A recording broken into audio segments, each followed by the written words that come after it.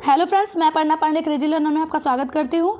Friends, इस video में हम लोग कवर करने वाले हैं क्लास 7 के एनसीईआरटी जो कि है हमारे अतीत 2, इसका चैप्टर 4 जो कि है मुगल 16वीं से 17वीं शताब्दी। इससे पहले के चैप्टर हम ऑलरेडी कवर कर चुके हैं। अगर आपने नहीं देखा है तो आप जाकर के प्लेलिस्ट में देख सकते हैं, ठीक है।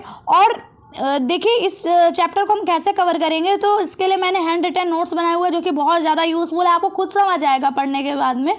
उसके बाद हम क्वेश्चंस डिस्कस करेंगे जो भी हाल के वर्षों में सीटेट में पुट अप हुए हैं। देखिए, एक बात और बता दूं कि ये वीडियो सिर्फ सीटेट वालों के लिए नहीं, उन सभी लोगों के लिए इम्पोर्टेंट है जिस भी एग्जाम में एनसीईआरटी से क्वेश्चन पुट अप होते हैं। और रियलिटी तो ये है कि जितने भी गवर्नमेंट एग्जाम होते हैं उसमें बेस एनसीईआरटी को ही बनाया जाता है, क्योंकि ये गवर्नमेंट बुक्स होती हैं, ठीक है। तो आप अगर किसी एग्जाम की प्रिपरेशन कर रहे हैं और उसमें जीएस आ रही है, ठीक है, अगर उसमें जीएस आ रही है तो आपको एक बार एनसीईआरटी जरूर कवर करनी चाहिए, ठीक है। और फिर हम जानते हैं यूपीएससी हो गया, ठीक है। अगर हम यूपी पीसीएस देख लें, ठीक, हालांकि यूपी पीसीएस में आपको थोड़ा सा एक्स्ट्रा इन्फॉर्मेशन भी एनसीईआरटी के अलावा चाहिए होती है। यूपीएससी में तो डायरेक्ट एनसीईआरटी से क्वेश्चन आपको देखने को मिलेंगे, सेम सीटेट में भी आपको डायरेक्ट क्वेश्चन दिखेंगे, ठीक। और यहाँ तक कि मैंने देखा है एसएससी वगैरह में भी एनसीईआरटी के रेलेवेंस को देखा है कि जैसे अगर हम एक क्वेश्चन हम लोगों ने डिस्कस किया था तवारीख के बारे में, अभी पिछले जो वीडियो मैंने कराए हुए हैं इसी क्लास 7 की बार एनसीईआरटी में, उसी में ही।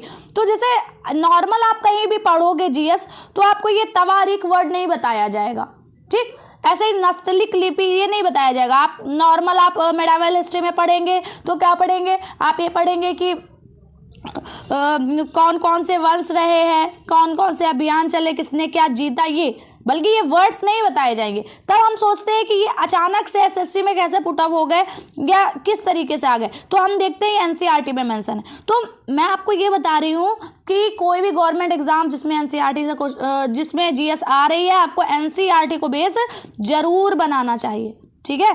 तो चलिए हम लोग अब स्टार्ट करते हैं अपना वीडियो, ठीक है, जो कि है मुगल 16वीं से 17वीं शताब्दी। अच्छा, एक बात और छूट रही है, एक बात और मैं बता दूं यहाँ पर कि जो एनसीईआरटी ये 7 वाली है, क्लास 7 वाली हमारे अतीत 2, इसका जो ओल्ड एडिशन था उसमें 10 चैप्टर आपको दिए गए हैं और न्यू एडिशन में आपको सिर्फ 8 चैप्टर देखने को मिलते हैं। तो 2 चैप्टर कौन से हटाए गए हैं, तो ये आर्ट एंड कल्चर वाले हैं, शासक और इमारतें, नगर व्यापारी और शिल्पीजन। लेकिन मैं इसे भी कवर कराऊंगी क्योंकि क्वेश्चन बनते हैं। ऐसा नहीं कि एनसीईआरटी का ओल्ड एडिशन होगा तो उससे क्वेश्चन बनेंगे नहीं, बनते हैं, मैंने देखा है, तो मैं इसे भी कवर कराऊंगी, ठीक है। और साथ ही साथ जो अलग अलग चैप्टर हैं इनमें भी थोड़ा सा आपको ओल्ड एनसीईआरटी जो है उसमें मतलब एनसीईआरटी के जो ओल्ड एडिशन है इसमें आपको थोड़ी सी एक्स्ट्रा इन्फॉर्मेशन मिलेगी चैप्टर वाइज, बल्कि न्यू एडिशन में इसको हटा दिया गया है। लेकिन मैंने उस एक्स्ट्रा इन्फॉर्मेशन को भी मेंशन किया हुआ है जिससे कि आप थोड़ा सा अंडरस्टैंडिंग आपकी थोड़ी सी बेटर हो सके। स्टार्ट करते हैं अपना वीडियो मुगल 16वीं से 17वीं शताब्दी। तो मुगल कौन थे, सबसे पहले ये बात कही गई है। तो मुगल जो थे ये 2 महान शासकों के वंशज थे। अगर हम माता की ओर से देखें तो चंगेज खां और पिता की ओर से देखें तो तैमूर के वंशज ये लोग थे मुगल, ठीक है। तो ध्यान रखना है। लेकिन जो मुगल थे वो अपने आप को चंगेज खां का वंशज मतलब कहलाने में अपने आप को थोड़ा सा कम फील करते थे, मतलब बेकार फील करते थे जिसको हम बोले, और तैमूर के वंशज कहलाने पर गर्व का अनुभव करते थे। ऐसा क्यों? क्योंकि जो चंगेज खां था, अगर उसके बारे में इमेज उसके अगर हम मन में बनाए तो उसके एक नरसंहार की स्मृति आती है, ठीक है। जैसे कि उज्बेक थे वैसे ही जो चंगेज थे, इनसे मतलब पता चलता है कि इसने काफ़ी नरसंहार, लाखों लोगों का कत्लेआम किया था। इस वजह से ये लोग थोड़ा सा चंगेज खां का वंशज कहने में थोड़ा सा अपने आप को कम फील करते थे, जबकि तैमूर का वंशज कहने में गर्व इसलिए भी फील करते थे क्योंकि जो तैमूर था इसने 1398 ईस्वी में दिल्ली पर कब्जा कर लिया था, ठीक है। तो ये सब बातें आपको बहुत अच्छे से ध्यान रखनी है। चंगेज खां बताया गया कि इसने चीन व मध्य एशिया के बहुत बड़े पार्ट पर शासन किया था, एक समय था, ठीक है। अच्छा, क्योंकि ये जो मुगल शब्द है ये थोड़ा सा मंगोल मतलब चंगेज खां से मिलता जुलता है, इसलिए ये लोग मुगल कहलाने में भी मतलब अपने आप को कम फील करते थे। ठीक है, तो ये बात ध्यान रखनी है। आगे हम लोग स्टार्ट करते हैं कि एक चीज बताई गई है कि मुगलों ने अपनी वंशावली का प्रदर्शन चित्र बनाकर किया था, और वो किसके साथ चित्र बनाकर? तैमूर के साथ। मतलब ये लोग ना इतना प्राउड फील करते थे तैमूर के साथ में कि उसके साथ अपना चित्र बनवाते थे। और ऐसा ही एक लघु चित्र ये दिया हुआ है जिसमें ये बीच में क्या बैठे हुए हैं, तो ये तैमूर बैठे हुए, ये जो है ये बाबर है। ठीक है, बाबर है, ये बाबर के उसमें दिया गया है कि लकड़ दादा जो कि तैमूर के पुत्र थे वो है, और फिर ये जो दिख रहे हैं ये बाबर के दादा है। ठीक, और ये बाबर के यहाँ बाबर के परदादा और पापा बैठे हुए, मतलब ठीक है पिताजी बैठे हुए। ठीक, इस तरीके से यहाँ पर ये आप देख रहे हो, ये बाबर हो गए, और ये अकबर, ये शाहजहां, ये हुमायूं जी, ये जहांगीर, और ये औरंगजेब। ये दिखाया गया है कि ये लोग अपने आप को काफ़ी प्राउड फील करते थे। और ये जो मिनिएचर या हम लघु चित्र की बात करें तो ये 1707 से 1712 के बीच का है। अभी आपको एक बात समझ आएगी कि यहाँ पर हर जो भी ये शासक है इन सब ने मतलब ये दिखाने की कोशिश की गई है कि इन सब ने तैमूर के साथ अपने आप को दिखाने में बहुत प्राउड फील किया होगा। ठीक है, तो ये ध्यान रखना है। और सबने क्या है, प्रत्येक शासक ने मुगल शासक ने तैमूर के साथ अपना चित्र बनवाया था। अब ये साफ सीधी बात है कि एक ही समय पे तो ये बन नहीं गया होगा कि हाँ जब बाबर थे तभी इन्होंने ये सब बनवा दिया, ऐसा नहीं है। ये बहुत बात का चित्र है, लेकिन हाँ हर जो शासक था उसने तैमूर के साथ अपना चित्र बनवाया था, हर मुगल शासक जो था। अब बाबर के बारे में बात करते हैं तो बाबर ने मुगल वंश की स्थापना की थी। ये प्रथम मुगल शासक थे और इनका टाइमिंग क्या है, 1526 से 1530। लेकिन बाबर के दिल्ली पर कब्जा करने से पहले की बात हो रही है। ये फरगना का उत्तराधिकारी थे। 1494 में ये फरगना के उत्तराधिकारी पद इनको मिला। ठीक है, 1494। अब ये फरगना कहाँ पड़ता है, तो देखो ये अपना प्यारा सा, ये अगर हम प्यारा सा भारत देखें, ठीक है, तो ये भारत है, इधर पाकिस्तान आपको पता होगा, ये वाला एरिया अफगानिस्तान पड़ता है। ठीक है, इधर आपको उज्बेकिस्तान मिलेगा, तो जो उज्बेकिस्तान वाला एरिया आप पाएंगे यहीं पर ही आपको मिलेगा क्या, फरगना। ठीक है, तो पहले ये फरगना का मतलब अगर हम आज की डेट में देखें तो ये उज्बेकिस्तान वाले एरिया से बाबर वहीं पर मतलब ये वहीं का ही उत्तराधिकारी सबसे पहले बना था और वहीं से ही फिर भारत आया। ठीक है, लेकिन क्या हुआ यहाँ पर इसको कई सारी चुनौतियों का, पहली बात तो ये काफ़ी छोटा था, 12 वर्ष की उम्र में बन जाते हैं जो बाबर है वहाँ के उत्तराधिकारी इनके पिता की मृत्यु के बाद में। तो क्या हुआ कि इनकी तो एज भी काफ़ी कम थी, अनुभव भी उस समय कम था। तो जो मंगोलों की एक दूसरी शाखा जिसको हम कहते हैं उज्बेक, उन्होंने आक्रमण करके और वहाँ पर इनका जो गद्दी है वो इनकी ले ली। तब इन्होंने उस तरफ काफ़ी कोशिश की लेकिन ये आगे बढ़ नहीं पा रहे थे, तो फिर इन्होंने इस साइड जाने के बिना इधर की साइड रुक किया, काबुल पर कब्जा किया। काबुल कहाँ पड़ रहा है, काबुल पड़ रहा है अपना ये अफगानिस्तान में।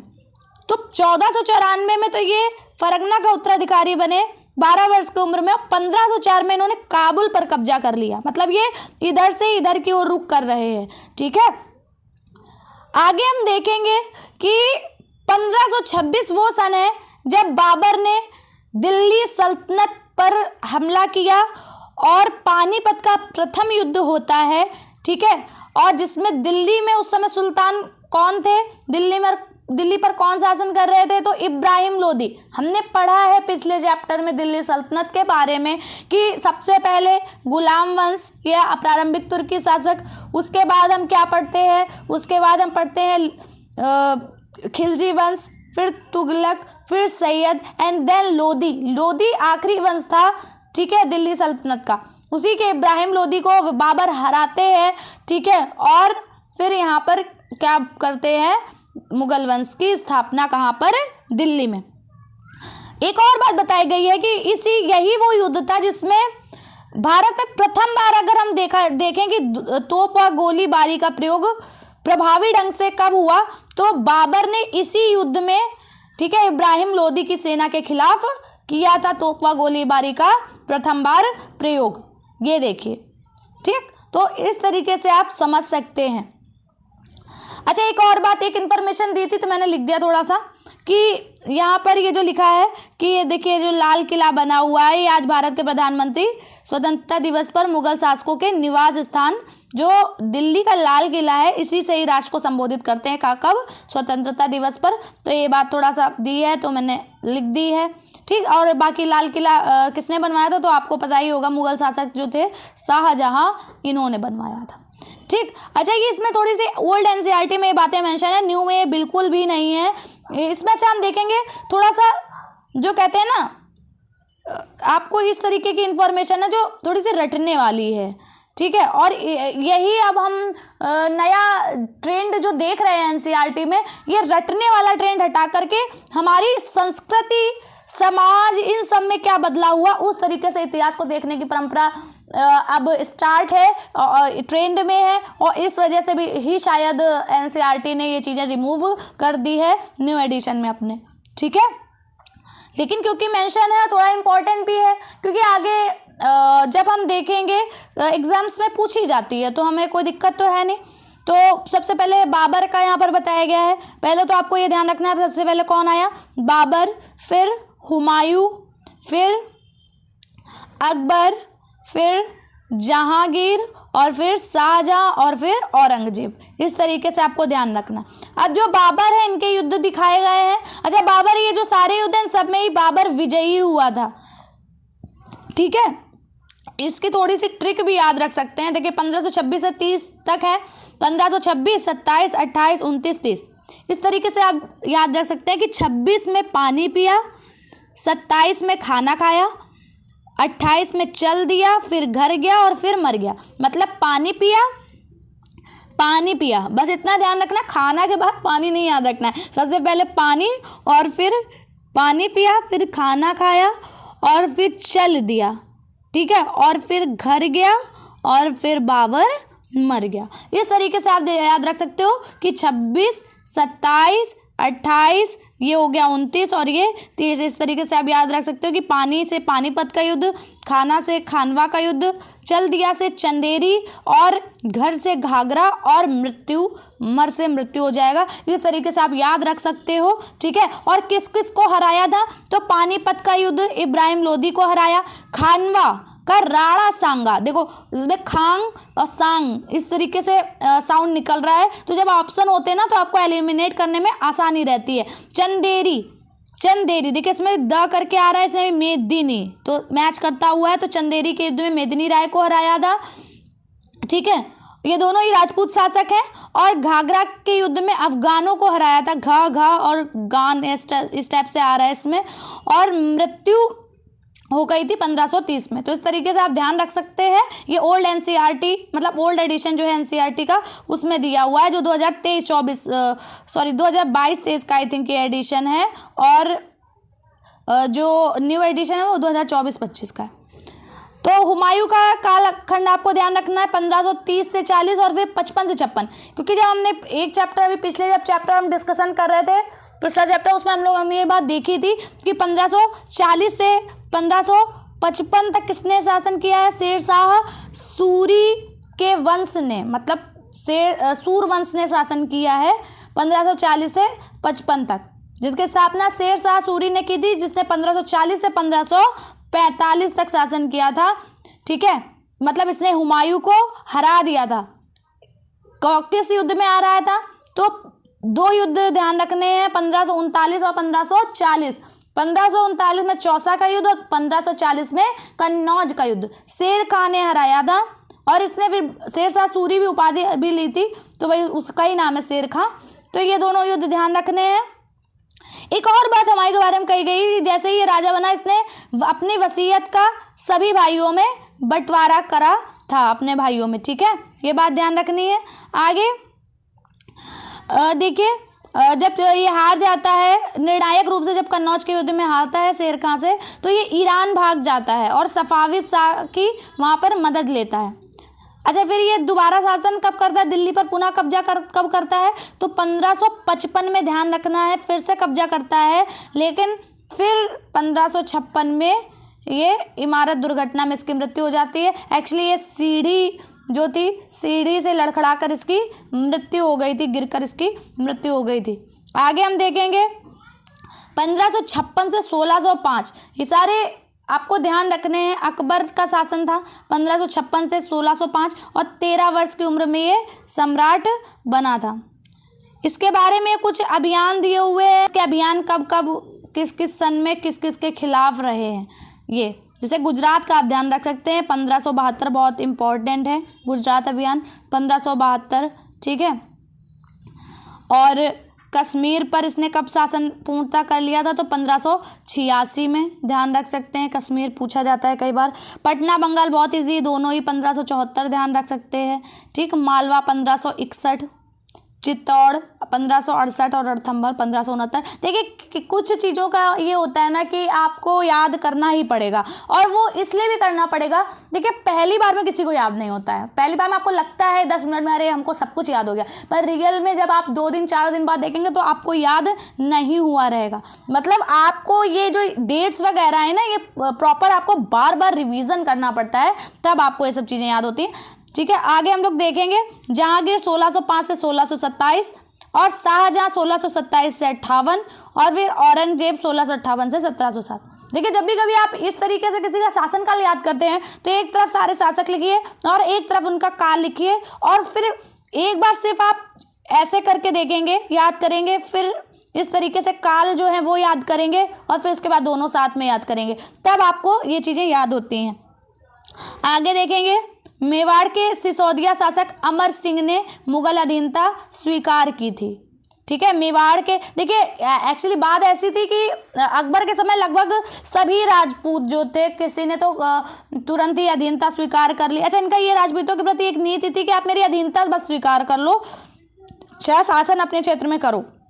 लेकिन जो मेवाड़ था, उस मेवाड़ के जो शासक थे वो काफ़ी कहें कि मतलब स्वाभिमानी थे, तो उन्होंने काफ़ी समय तक, मतलब अकबर ने भी काफ़ी कोशिश करी लेकिन नहीं, इन्होंने अधीनता स्वीकार नहीं करी थी। लेकिन जहांगीर के शासन में हम ये चीज़ देखते हैं कि मेवाड़ के सिसोदिया शासक जो अमर सिंह है उसने मुगल अधीनता स्वीकार करी थी।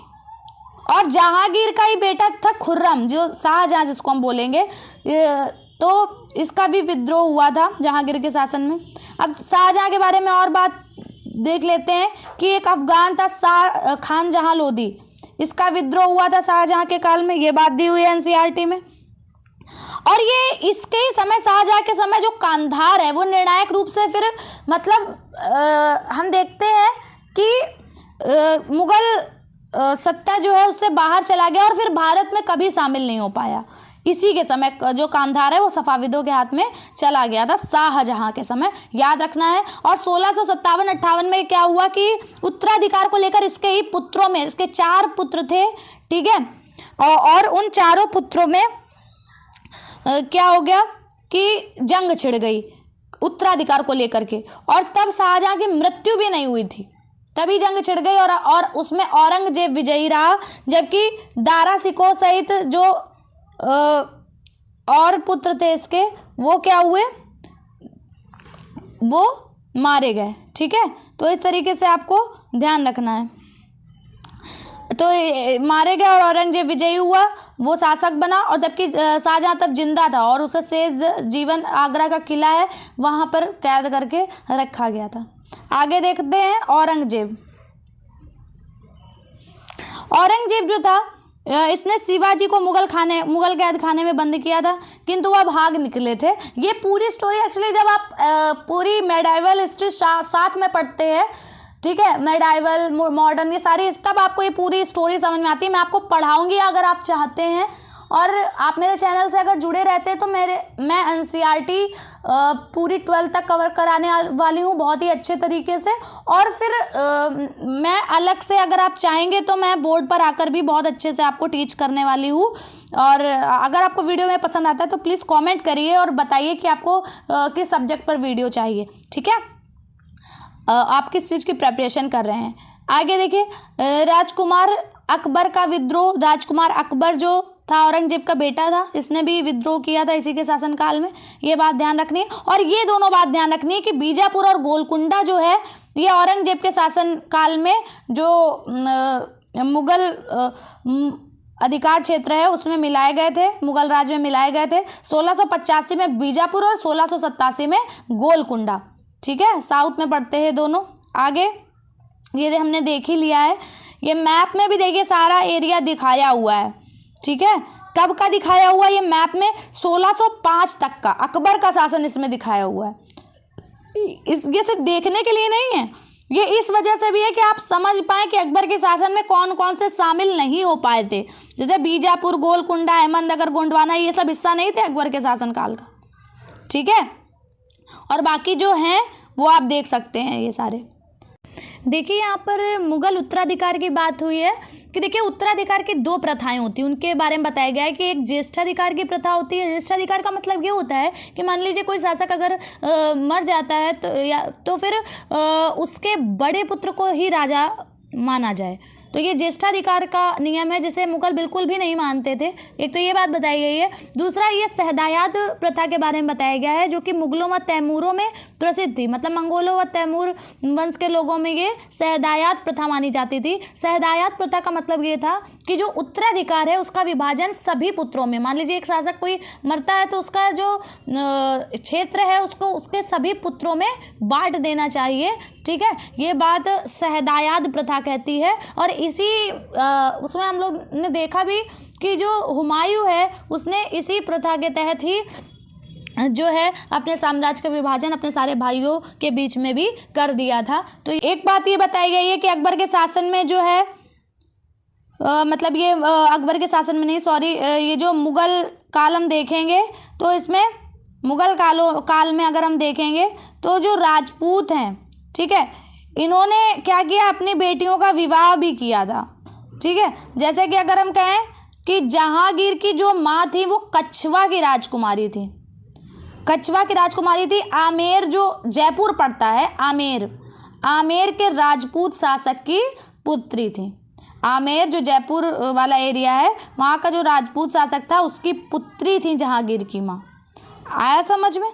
और जो शाहजहां की माँ थी, जहांगीर की माँ का मतलब समझ रहे हो आप, अकबर की वाइफ।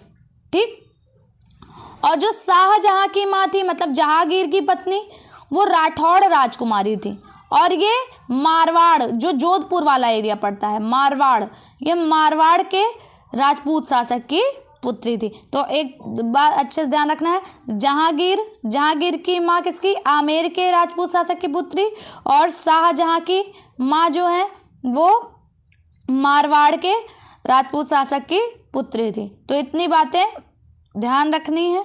आगे हम लोग आते हैं, वही चीज़ें बताई गई है कि मुगल जो है वो शक्तिशाली कैसे हुए।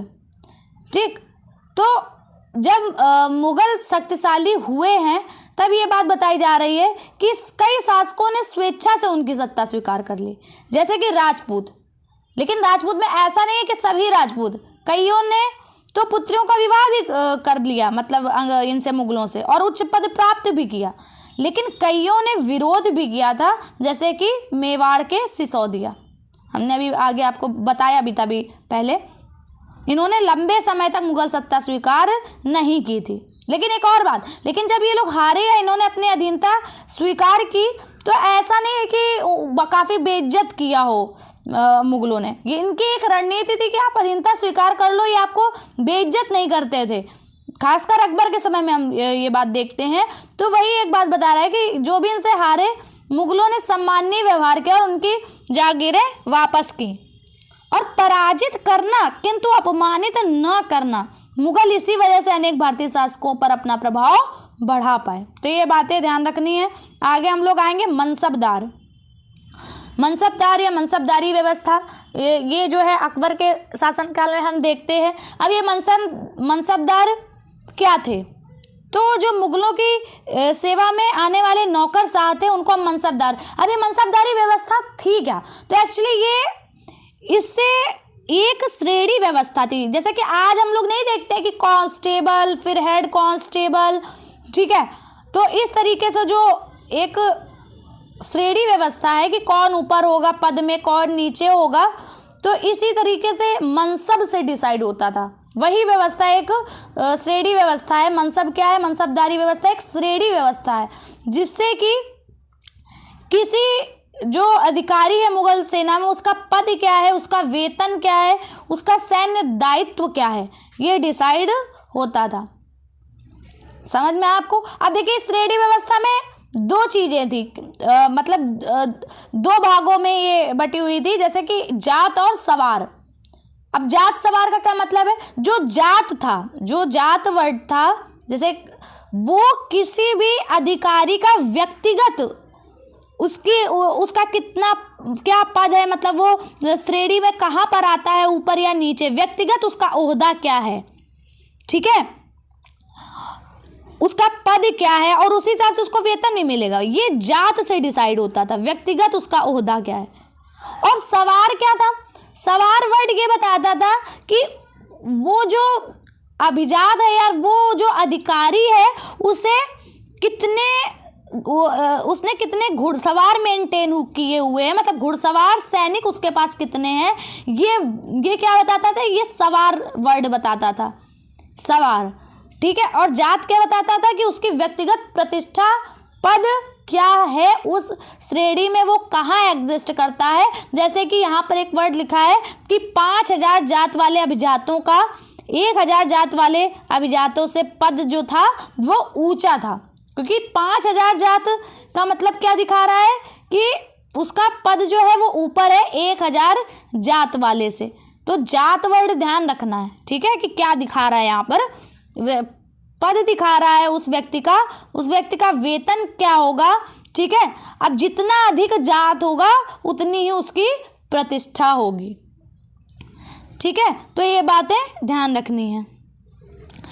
एक और बात है कि ये जो मनसबदार थे, ये अपने सवारों को, सवार समझ में आ रहा है ना? सवार का मतलब उसका सैन्य दायित्व दिखा रहा है यहाँ पर, कि जो सवार है उसको क्या करेगा? ये निरीक्षण के लिए लाते थे मनसबदार, और उनके घोड़े दगवाते थे, सैनिकों का पंजीकरण वगैरह करवाते थे, ठीक है।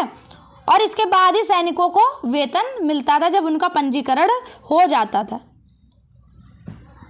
ठीक।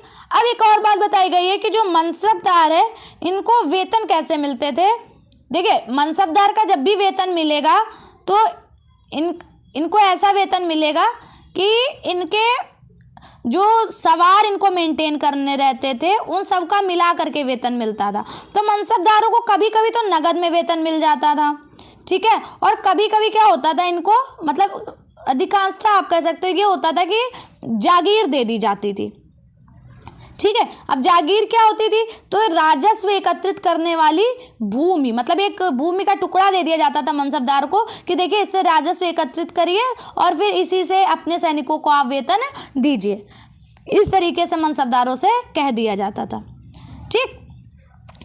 अच्छा, एक और बात बताएं, जो हम लोगों ने सल्तनत काल में एक इक्ता व्यवस्था पढ़ी थी, जिसमें मुक्ति शासन करते थे, उसमें हमने ये बात देखी थी कि इक्ता में भी आपको भूमि दी गई और फिर मुक्ति उससे राजस्व करते थे और राजस्व एकत्रित करते थे, और साथ ही वहाँ पर प्रशासन भी करते थे, ठीक है। प्रशासनिक उत्तरदायित्व भी उन्हीं के पास था, मतलब एक तरीके से उन्हीं की एक तरीके से जमीन हो जाती थी, उस पर शासन कर रहे हैं और उस पर राजस्व एकत्रित कर रहे हैं, इस तरीके से था। लेकिन यहाँ पर हम देखेंगे जब जो इनको जागीर दी जाएगी मनसबदारों को, इनको सिर्फ राजस्व एकत्रित करने का काम दिया गया था कि आप राजस्व एकत्रित करिए और अपने सैनिकों का उससे भरण पोषण करिए, उनका वेतन दीजिए, पर प्रशासनिक कोई उनका वहाँ पर मतलब एक प्रशासन करने का अधिकार वहाँ पर बिल्कुल नहीं था, ठीक है। मतलब एक ये भी बात थी कि मान लीजिए कोई ये एरिया दिया गया है,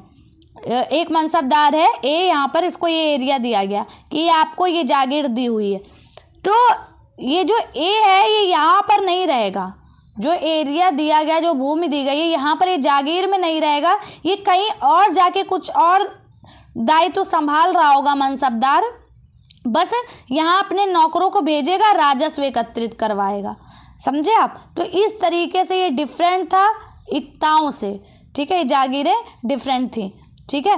तो वही चीज़ें यहाँ बताई गई है कि वेतन जो है इन्हें राजस्व एकत्रित करने वाली भूमि के रूप में ये पाते थे, जैसे कि जागीर, ये एकता के समान थी, किंतु मुक्तियों के विपरीत ये लोग जागीर में रहते नहीं थे और ना ही प्रशासन करते थे, केवल राजस्व एकत्रित करने का अधिकार था। और राजस्व एकत्रित कौन करता था? उनके नौकर मनसबदार स्वयं देश के किसी अन्य भाग में सेवारत थे।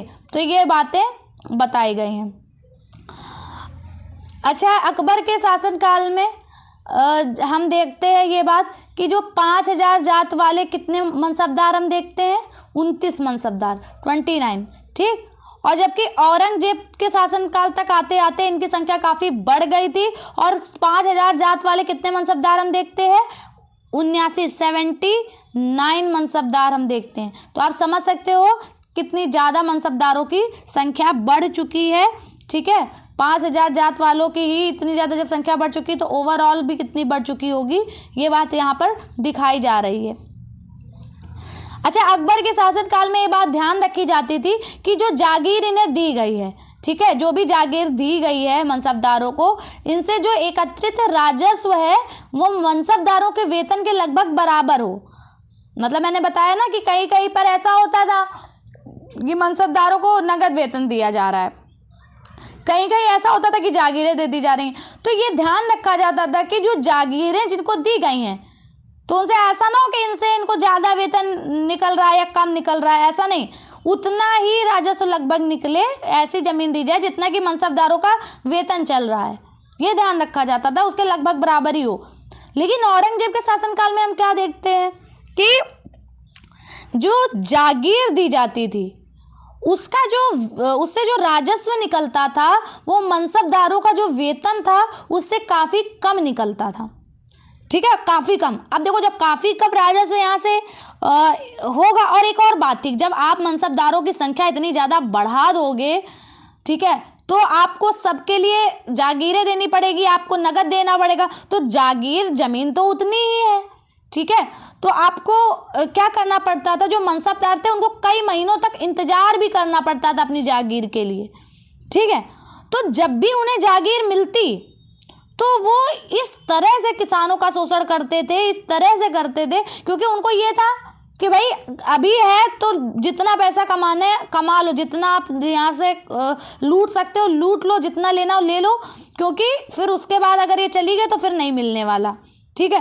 तो इस वजह से यहाँ पर किसानों का बहुत शोषण किया गया, क्योंकि मनसबदारों की संख्या इतनी ज़्यादा बढ़ गई, जागीर लेने में इनको काफ़ी मतलब समय का इंतजार करना पड़ता था, काफ़ी देर तक इंतजार करना पड़ता था। दूसरी बात, जो राजस्व है वो भी काफ़ी कम निकल रहा है ना, काफ़ी कम निकल रहा है, जबकि मनसबदारों का रियल में वेतन ज़्यादा हो रहा है। तो इस वजह से इन्होंने क्या करा, खूब खून चूसा, किसका? किसानों का, और खूब ज़्यादा से ज़्यादा राजस्व एकत्रित करने की कोशिश मनसबदारों ने यहाँ पर की। तो वही चीज़ें यहाँ पर सारी बताई गई हैं कि फलस्वरूप जागीरदार जागीर रहने पर यही कोशिश करते थे कि वे अधिक से अधिक राजस्व वसूल कर सकें, जिससे कि किसानों का शोषण क्या होता है?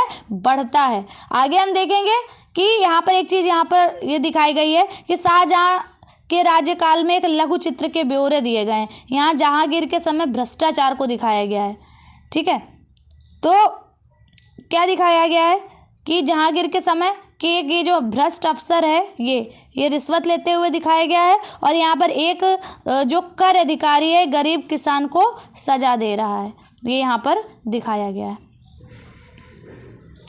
एक और हम बात करेंगे जब्ती या दहसाला प्रणाली, एक भी अकबर के समय की प्रणाली है, ठीक है, और बहुत इम्पॉर्टेंट है, थोड़ा इसके बारे में समझ लेते हैं। जब्ती या दहसाला प्रणाली ये क्या थी? पहले तो ये किसने दी? तो अकबर का जो राजस्व मंत्री था टोडरमल, ये टोडरमल ना शेरशाह सूरी का भी मंत्री रह चुका है, ठीक, शेरशाह सूरी का भी, खैर इसमें ये बात दी नहीं गई है। तो अकबर के राजस्व मंत्री टोडरमल ने दी थी जब्ती या दहसाला प्रणाली।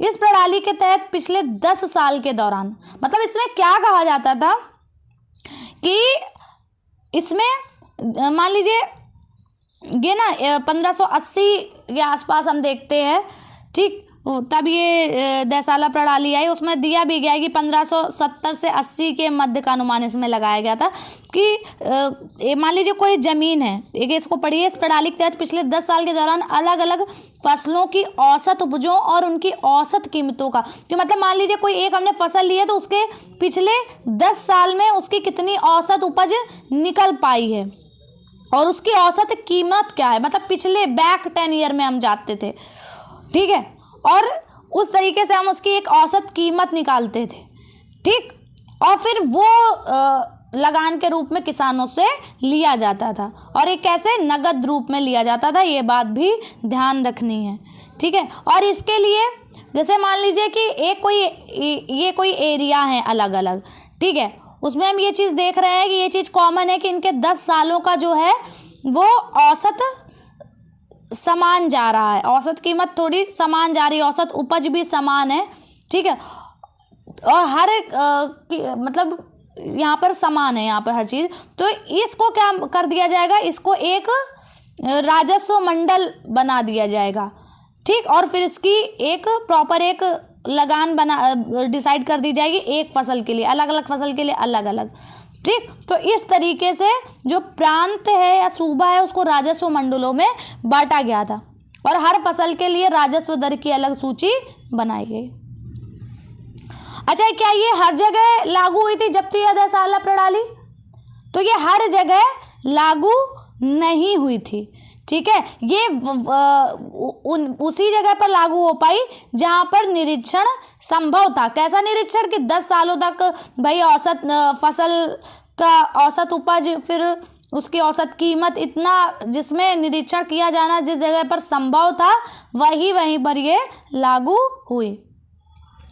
आगे देखेंगे अकबरनामा जो है, ये अबुल फजल जो कि दरबारी भी थे अकबर के दरबार में और मित्र भी थे, इन्होंने अकबरनामा लिखी। और ये देखिए अकबरनामा ये दे रहे हैं अबुल फजल किसको, अकबर को, ये दिखाया गया है, ठीक है। अच्छा, ये जो अकबरनामा इसमें 3 जिल्द हैं। पहले में क्या है, अकबर के पूर्वजों के बारे में बताया गया है, दूसरे में अकबर के शासन की जो प्रमुख प्रमुख घटनाएं हैं उनके बारे में, और तीसरा जो है आईने अकबरी, इसमें अकबर का प्रशासन कैसा था, घराने उस समय के, सेना, राजस्व, संस्कृति, फसल पैदावार, कीमतें, मजदूरी और राजस्व का सांख्यिकी विवरण। मतलब ये जो आईने अकबरी है इसमें पूरा उस समय प्रशासन आखिरकार कैसे चल रहा है उसके बारे में जानकारी, जबकि दूसरे में अकबर के शासन की घटनाएं और पहले में अकबर के पूर्वजों के बारे में जानकारी दी हुई। आगे देखिए सुलह एक कुल की नीति के बारे में दिया गया। सुलह एक कुल की नीति का पालन अकबर ने किया था। क्या नीति थी, मतलब कि सब लोग मिलजुल कर रहो, सभी धर्मों के लोग, ये बात थी सुलह एक कुल की नीति की। तो ये इसका पालन अकबर ने किया था, इसका मतलब है सार्वत्रिक शांति की नीति, वही चीज़ बता रहे हैं कि सब शांति से सब लोग मिलजुल कर रहने वाली नीति। आगे 1611 में जहांगीर की बात करी जा रही है कि 1611 में जहांगीर ने किससे विवाह किया था। तो 1611 में जहांगीर ने मेहरुन्निसा से विवाह किया था। आपको पता होगा जहांगीर का शासनकाल अभी हमने देखा 1605 से 1627। तो 1611 में क्या करता है जहांगीर, मेहरुन्निसा से विवाह करता है और ये मेहरुन्निसा को क्या नूरजहां की उपाधि देता है और इसके सम्मान में चांदी के सिक्के भी जारी करता है, जिसके एक तरफ तो खिताब और दूसरी तरफ क्या लिखा हुआ था कि रानी बेगम नूरजहां के नाम से गढ़ा हुआ, रानी बेगम नूरजहां के नाम से गढ़ा हुआ, ये लिखा रहता है। चांदी के सिक्के जो इसने जारी किए थे जहांगीर ने नूरजहां के सम्मान में। यहाँ पर ये आप देख रहे हैं इसी के बारे में बताया गया है कि ये नूरजहां द्वारा जारी ये एक आदेश है, ठीक है। और ये जो चौकोर मोहर है ये क्या बताती है, ये बताती है उदात्त और महान महारानी नूरजहां पादशाह बेगम का आदेश, ठीक है। और ये जो गोल मोहर है इसमें क्या लिखा गया है, शाह जहांगीर के प्रताप से महारानी चंद्रमा जैसी वैभवशाली बन गई। हम कामना करते हैं कि नूरजहां पादशाह इस युग की सर्वोत्तम महिला बने। ये किसमें, ये गोल मोहर में लिखा हुआ है। एनसीईआरटी में था, इस वजह से मैंने यहाँ पर इसको ले लिया है। आगे हम देखेंगे 17वीं शताब्दी व उसके पश्चात मुगल साम्राज्य। ये बताया जाएगा कि 17वीं शताब्दी और उसके पश्चात हम जब देखेंगे तो मुगल साम्राज्य का विघटन हो गया। तो ये बात क्यों हुआ, इसके बारे में थोड़ा सा देखेंगे। तो देखिए, मुगल साम्राज्य ने समृद्धि तो बहुत की, लेकिन उसमें असमानताएं भी हम काफ़ी देखते हैं। जैसे शाहजहाँ के शासन काल के 20वें वर्ष का एक जो दस्तावेज है, शाहजहाँ के शासन का के 20वें वर्ष का जो दस्तावेज है, उसमें क्या बताया गया है कि 8000 में से 445 ही उच्च पद मनसबदार थे। मतलब कुल मनसबदार अगर हम बात करें 8000 थे, तो उसमें से मात्र 445 उच्च पद मनसबदार थे। ठीक है, मतलब कुल मनसबदारों के मात्र 5.6% को ही साम्राज्य के अनुमानित राजस्व का 61.5%, समझ रहे हो आप, कि सिर्फ 5.6% मनसबदार को ही 61.5% जो है वो राजस्व जो है वो उन पर खर्च किया जा रहा है, उनके और उनके सवारों के वेतन के रूप में। तो आप समझ सकते हो कितनी ज़्यादा असमानता बढ़ गई थी। ठीक है, ये शाहजहाँ के 20वें वर्ष का जो दस्तावेज है उससे पता चल रहा है। जैसे लिखा है, जैसे जैसे मुगल सत्ता पतन की ओर बढ़ने लगी, सम्राट के जो सेवक थे वो स्वयं इस सत्ता के शक्तिशाली केंद्र बनने लगा। और ये सत्य है, परम सत्य है। हम देखते हैं कई बार कि जब केंद्रीय सत्ता कमजोर होने लगती है, तो जो अलग अलग जगह पर जो पावरफुल लोग होते हैं, जो पहले सम्राट को आकर के मतलब उनको उपहार देते हैं, ठीक है, उन्हें खुश करने की कोशिश करते हैं, वहीं जब देखते हैं कि केंद्रीय सत्ता कमज़ोर हो गई, तो वो अलग अलग जगह पर एक स्वतंत्र शासक की भांति व्यवहार करने लगते हैं। और ऐसा ही हम देखते हैं हैदराबाद अवध में। लेकिन इसमें ये बात कहा जा रहा है कि यद्यपि सम्राट को ये स्वामी की मान्यता देते रहे, मतलब ये स्वीकार किया कि वो मुगल सत्ता के अधीन है, लेकिन वो पूरी तरह से स्वतंत्र शासक की तरह व्यवहार कर रहे थे, ये बात बताई जा रही है। 18वीं सदी तक कई प्रांत अपनी स्वतंत्र राजनीतिक पहचान बना चुके थे, 18वीं सदी तक। ठीक है, तो ये बात बताई गई है। अच्छा, जो ओल्ड एनसीईआरटी का ओल्ड एडिशन है उसमें अकबर के समकालीन शासकों के बारे में बताया गया है। जैसे अकबर के समय और कौन भी शासक उसी समय अलग अलग जगह पर शासन कर रहे थे। जैसे पूछा जाए कि निम्न में से कौन सा अकबर के समकालीन नहीं है, तो उन क्वेश्चंस को करने में ये हेल्पफुल रहेगा। तो एलिजाबेथ बताई जा रही हैं 1558 से 1603, एलिजाबेथ। और ईरान का सफाविद शासक कौन, शाह अब्बास, ठीक है, शाह अब्बास। और रूसी शासक कौन, जार इवान चतुर्थ बेसिलयेविच, ठीक है, जो इवान दी टेरिबल के नाम से कुख्यात है। तो ये सब एक एक बार पढ़ लीजिएगा पॉज करके, ये सब अकबर के क्या है, समकालीन है। ठीक है, अब हम लोग क्वेश्चन पर आते हैं अपने। तो लिखा है, मुगल राजस्व व्यवस्था जिसमें हर फसल के लिए राजस्व दर की अलग सूची, राजस्व दर की अलग सूची बनाई गई थी, उसे क्या कहते हैं, जागीर, जब्त, जात या इक्ता। तो हमने पढ़ा है ये जब्ती या दहसाला प्रणाली में, तो ये जब्त कहते थे उसे। समझ आया आपको? ये देखिए सीटेट 2024 का क्वेश्चन है। आगे हम लोग देखेंगे, कहा गया है निम्नलिखित कथनों को पढ़ें और सही विकल्प का चुनाव करें। सीटेट 2022 का, मनसब मुगलों द्वारा चलाई गई एक श्रेणी व्यवस्था थी जिसके जरिए पद, वेतन, सैन्य दायित्व निर्धारित किए जाते थे। तो बिल्कुल सही बात है, मनसब मुगलों द्वारा चलाई गई एक श्रेणी व्यवस्था थी, ये बिल्कुल सही बात है। और इसमें रैंक मतलब पद, वेतन और सैन्य उत्तरदायित्व निर्धारित किए जाते थे। बी है हमारा, मनसबदारों के सैन्य उत्तरदायित्व का निर्धारण एक संख्या पर निर्भर था जिसे जात कहा जाता था। तो बिल्कुल गलत है, सैन्य उत्तरदायित्व तो सवार से डिसाइड होता था, ठीक है, और जबकि जात क्या बताता था, पद और वेतन। ठीक है, तो यहाँ पर हमारा ए तो सही है, लेकिन बी क्या है, गलत। आगे हम लोग आएंगे, उत्तराधिकार की सहदायात प्रथा का क्या अर्थ है, पसंदीदा पुत्र को अपने पिता की संपत्ति में विरासत मिलना, गलत। ज्येष्ठ पुत्र को, ये नहीं, ये ज्येष्ठाधिकार प्रथा है। सभी पुत्रों व पुत्रियों के बीच विरासत का विभाजन, ये पुत्रियों का तो ऐसा कुछ नहीं दिया गया था, ये लिखा था सभी पुत्रों के बीच विरासत का विभाजन। तो डी ऑप्शन हमारा सही हो जाएगा। आगे लिखा है, निम्नलिखित कथन तथा कारण पर विचार करें। 18वीं सदी के दौरान मुगल साम्राज्य धीरे धीरे कई स्वतंत्र क्षेत्रीय राज्यों में बिखर गया, ये बात बिल्कुल सही, अभी हमने देखा।